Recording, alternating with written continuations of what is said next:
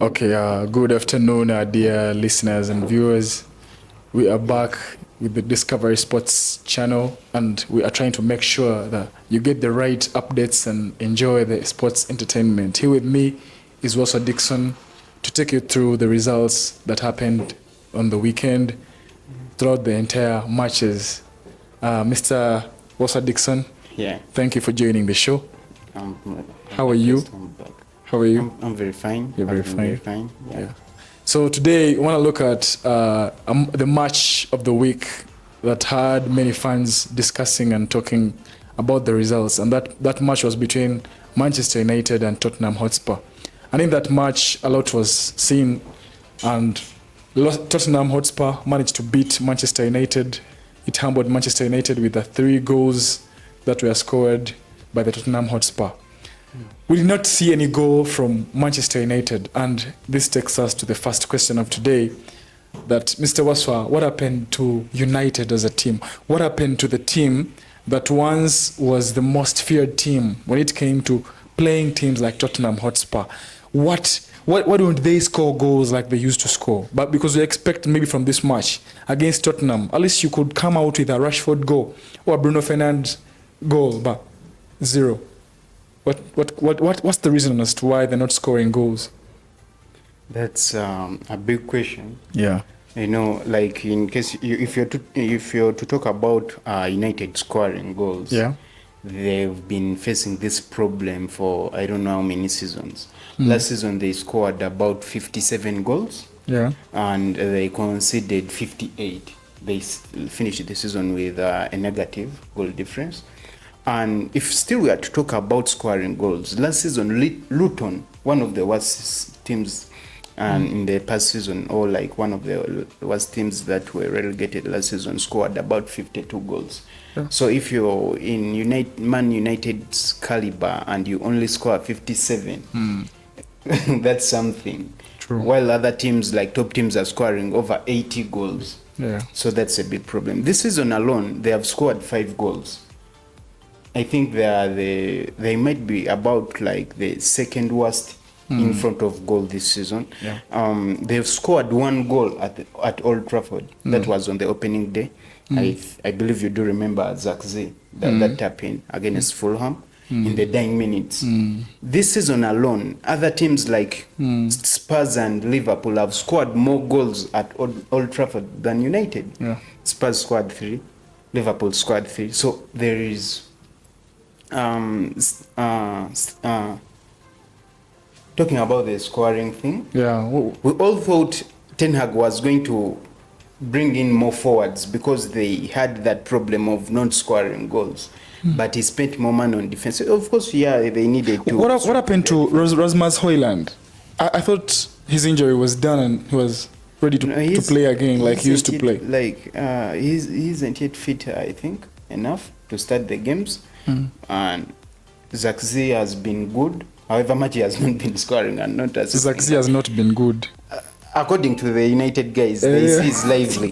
So okay. I would say Højlund will have to score goals in order to reclaim his spot. Because he scored those goals, I think, last season when it was getting done in those few the last matches of last season, some few goals. Yeah, Højlund. So we all expected maybe this season he's going to come again, but he started this season with an injury, which I think ended, and he's fit to play. But every time he comes as a substitute on the pitch, he has not delivered yet. So I think, is there anything to do with Rasmus Højlund, or the coach or the gaffer should give him more playing time, maybe to start the games for Manchester United, maybe him and Rashford maybe working together? Can that work? It all goes down to the playing style of Manchester United. Okay. Bruno Fernandes is one of the best midfielders in the Premier League. If you're to check the stats, he's one of those who contribute most, who creates more chances on goal. So, but the problem is he tends to play that free role, like he's everywhere. You'll find Bruno in defense, you'll find Bruno in the fullback position. So at times, by the time the ball goes up front, where you need to give to serve your strikers, Yeah. Your main target man needs you around him so that you create space for the strikers. I think that's one of the reasons why United faces challenges.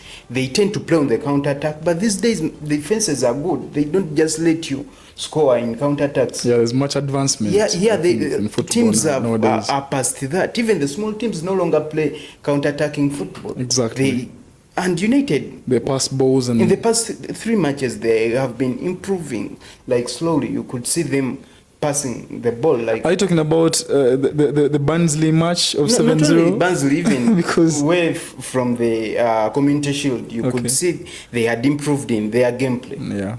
We also, even against was it Crystal Palace, they were playing brilliant football. Even in the Europa, they were playing good football, but there are no goals. Because Man U already has 3 losses, right? Yeah. 3 losses. That's what I'm telling you. Of late, they possess the ball. I think they are trying to get past that counter-attacking football. Yeah. But still, they have that problem of scoring. Okay, if I look at the first goal, how it was conceded, I saw Marcus Rashford making a run towards the Tottenham Hotspur goal, and on his way, he lost the ball from Van de Ven. And Van de Ven, Rashford was seen unbothered. Rashford was seen, he did not care much, about running back. That pain you get when someone has taken the ball away from you, when you've lost possession. We did not see Rashford turn back, but he stayed there. He did not care. And we looked at all the players there. What happened to Rashford? Doesn't he have the heart for the club now? Because we all expect a good player like him. You have to you have to feel the affection if the ball has been taken from you, and you're expecting that team to take a counter attack through your mistake. But we looked at Rashford. Isn't he feeling the pain? Rashford, one of the United golden boys, he has been there, he has grown from that. So we won't say he doesn't have that heart for United. He loves the team because it's his team. He has grown up from there. But I think it still goes back to the manager. Yeah. The manager has to take control. You have to order your players. You see Pep and Arteta. They come on the touchline, order the guys press. So if I don't believe if Ten Hag had put more pressure on Rashford and asked him to press every time he loses the ball, it could make an impact. Yeah, it would make. If he doesn't, then get him off the pitch, teach him a lesson. Yeah. So that he knows we are a team who have to press. True. And from way back, Rashford hasn't been good at pressing. He has been the star of the team. I think it got over his head. But I won't only blame Rashford for that goal. Whom do you blame next? Ugarte. I actually asked someone, how old is Ugarte? He's young. Why doesn't? He's the central CDM. You have to press run. He's new on the team. He's new. You have to show the guys that what I can do this. Don't be like Casemiro. Casemiro has been getting away with this because we think he's old. And the Premier League is maybe a bit faster for him. So they brought in Ugarte to rectify this, but the guy still didn't track Van der Ven. Van der Ven is a centre back. He's a centre back.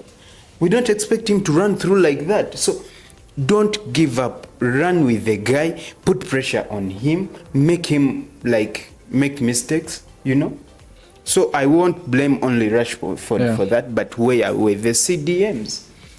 Manchester, thank you very much. Manchester United captain Bruno Fernandes was booked and he got a red card in this match. Yeah. And we all expected, because without Man U is a good team, but without Bruno Fernandes, it even looks more weak. Yeah, it's a good team, but without Fernandes, he's the best player. Did he deserve the red card? Because when I looked at the clip, it looked like nothing really much happened. It was a soft red card. It was a very soft red card. Yeah, why are the referees not giving the right decisions in gameplay nowadays? Because we have the same incidents happening against Arsenal. Those red cards that were given to the red card that was given to Trossard, and it's happening again. Don't we think, why is the VAR there in the first place? Doesn't it have to come and prove to the referees that you come and take another look at this? In one or another, it might not be a red card. It was not deserving. When they went for meetings after the seasons, after last season, Yeah. they decided that the VAR is going to base mostly on the referee's on-field decision. Okay. So, however much like the VAR is there, they are going to front the referee's decision first. So that's why I think you see it didn't intervene that much. But it was a soft, and these referees are going to put some bit of pressure on themselves, because in case you give such a red card in the next game and another player does some soft tackle, you will be forced to give a red card because you did the same in the previous match. Because you want to keep that consistency. So the consistency the game is going a bit like soft, you know. I don't think whether they deserve the red card, but still, even if Fernandes remained on that pitch, I do believe United was losing the game. Yes, Ten Hag said they lost because of that red card. For him, he has some kind of belief they would have turned around the game if Fernandes remained on the pitch, but I don't think so. United were already losing, and Spurs were looking so fine for them. Thank you very much. And then lastly, about Manchester as a team, having lost those goals scored by Brennan Johnson, a very good player for Tottenham. I think he's scoring them goals recently. Then Kulusevski scored a very good volley, and I think it was his first goal of the season. Yeah, it was. Yeah. Then lastly, we had the last goal from Solanke, and Solanke is just a new signing from Bournemouth. And I think they're having Timo Werner is still having the same problems. I don't know. He's missing he's still the same Timo Werner that was at Chelsea, because you could see he got those two clear chances. Maybe a very good striker was expected to chip that ball in the net, but he was scoring soft balls, trying to pass those balls in between the legs of the goalkeeper, and the goalkeeper denied those goals. Should we think that Timo Werner is not going to change? Is he going to stay the same? Because we thought there's some advancement within, learning from the mistakes, learning from the chances you missed when you were at Chelsea. Why is Timo Werner still missing? Because if this match came without Tottenham being in lead of the goals, these chances would matter a lot. But I know he was not talked about enough because they already won the match. Every chance matters in the Premier League. So talk about Timo Werner as him, because he was not getting enough playing time, but he was given yesterday's match. After Son's injury, Werner got a chance to start the match, and it was his chance. He needed to prove, at the big stage against Manchester United at Old Trafford. Was like he had to pick up that chance and prove, hey, guys, however much you put me on the bench, but I can do this. I think Timo isn't I would say isn't a Premier League material. He isn't a top striker as we think. At first we thought he had some good pace and but even his pace has decreased. So I don't think Timo Werner can do anything about that. Yeah. He misses chances. Thank you. But still, talking about Manchester United as a team, under Eric Ten Hag, last season they had an excuse that Ten Hag wasn't given his signings, the signings they wanted. So he was given money, and I was checking the money this guy has spent. And you're waiting for the signings he was going to make. It's close to 1 billion. Because he has spent over 700 millions in transfer for Manchester United. Let me take you through some of his top signings. Anthony. That guy, Anthony. He's not a starter. There is Højlund.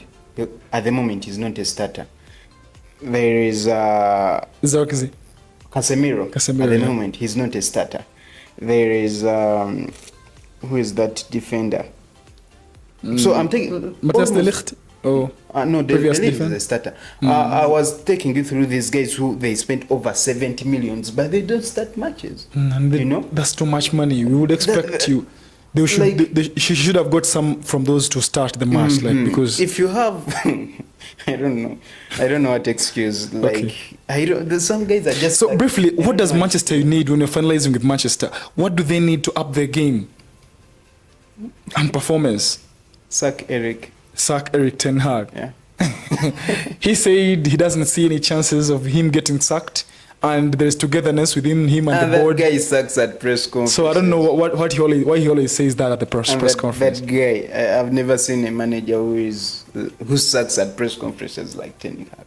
Every time they press him, like, you know, they bring up issues, he tells them, guys, check, I have a trophy. Like, I'm the second most successful manager ever since I joined like English football.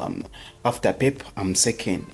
He shows this, like, he doesn't talk about the problems of the team. He only talks about the Carabao and FA he has won because, you know. But there's much lacking. So I think Manchester United isn't. Yeah. At that caliber of just talking about the Carabao, Manchester United has to perform up. Like Champions League is what we expect, and the Premier League is what we expect from a coach like Ten Hag, because those cups, those trophies have already been won by Manchester, and they do not weigh that much. So, secondly, we talk about Chelsea. Chelsea's man Cole Palmer. Chelsea's man Cole Palmer was able to score 4 goals yesterday, and one of those goals was a free kick that almost looked like a Messi free kick. Talk about Cole Palmer as him in brief. Man, Cole Palmer is a sweet football player. Yeah. And I've always even like the opponents, so fans of the opposing teams can. Apparently, most fans are saying that Cole Palmer is better than Saka. He's better than Phil Foden. Like they say he's better. He's by far better. Do you agree with them? Or it's still a long story to. No, you can't judge. He's a good player. It's still too early, yeah. He's a good player, but at times, whenever someone is good, doesn't guarantee that the other one is bad. No, not bad, but slightly better than them. You know, there is that problem whenever someone is shining, then you put down the others. Guys, even like Saka is performing. He has six assists in 6 games, you know. True. He's doing well. The other side, yes, Phil Foden has been struggling with injuries. Like, he hasn't had the best of start, like a good start of this season, but that doesn't take away their crown. That doesn't take away that they are good. Cole Palmer is good, but I think he's better playing as an attacking midfielder. Do you get me? He's better while playing at the 10 rather than on the wings. At times, yes, of course, he got numbers last season on the wings, but he's way better when playing this now, because his best attribute is passing. Like, that boy has vision. I won't compare him to Ozil, but I think he's heading there. Bro, there's that pass he passed to Nicholas Jackson. That early, with that high speed, and the way that ball curved towards the feet of Nicholas Jackson. Is different. It's out of this world. Yeah, so his main attribute is vision. So if his main attribute is vision, I believe his best position would be number 10, and that's where he plays now. And you can see the difference. The difference, exactly. The fluidity of the team. When it comes to Saka is a natural winger. So there's some big difference when you're comparing them. They can play together on the England national team without benching any, because they are both young and very good. Okay. Yeah.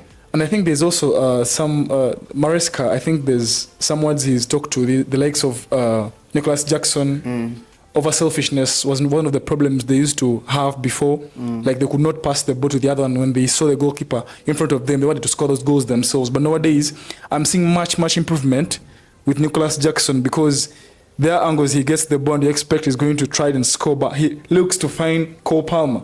Like from the assist of the first goal, he humbled himself down and waited. He was very patient and passed that ball to Cole Palmer. Something that I've not seen Noni Madueke do. Noni Madueke is still that kind of player who gets pissed off when he does not score a goal. Noni's hat-trick. I don't know. So talk about that. Noni's hat-trick. Madueke's hat-trick is still like he's putting him on pressure. Ever since he scored that hat-trick, he's been a bit selfish because he wants to prove, I'm this consistent. Okay. And I remember again, like there is that match, however much he won it, the manager left him on the pitch so that he could get a goal, But still, his selfishness and but I think that pressure, sometimes these players put themselves on pressure. because they want to show more, show that, you know, and to prove to the player, I'm the one who scored the hat trick. I can score you goals again. Even the fans themselves who put up stats. For instance, in comparison of what these for players, instance, now they have already put. I wouldn't say Zaxi has been that brilliant, but now they're already putting up the 007 thing. 7 matches, 0 goals, 0 assists, you know. But this one, they're the ones who put the pressure on themselves. Next time Zaxi will want to score because, you know, they're already saying I'm not scoring. Instead of passing the ball, he will just decide yet to an shoot assist is also of more advantage. It's like as if you've scored, because we see that as the fans see that. Martinelli has been facing the same problem. Yeah, I've seen him from the previous matches. Pressure, he wants to score. But if you come down, like, look at the other options, you might find there are way better options than just shooting the ball. Okay, Mr. Wasa, as we're winding up this show, we want to talk about lastly about Arsenal as the team. We looked at that match against Leicester City, which was a very enticing match. And when the match was, when Leicester scored their very beautiful draw, equalizing goal, it looked like Arsenal was going to lose this match. But I, for one, expected that Arsenal was going to score. I expected, because I've not seen, I've seen most of the matches that end in 1-1 when the minutes have come to the 80s and 90s in the other minutes. Arsenal has always been managing to convert at least one goal to differentiate between them and the other team.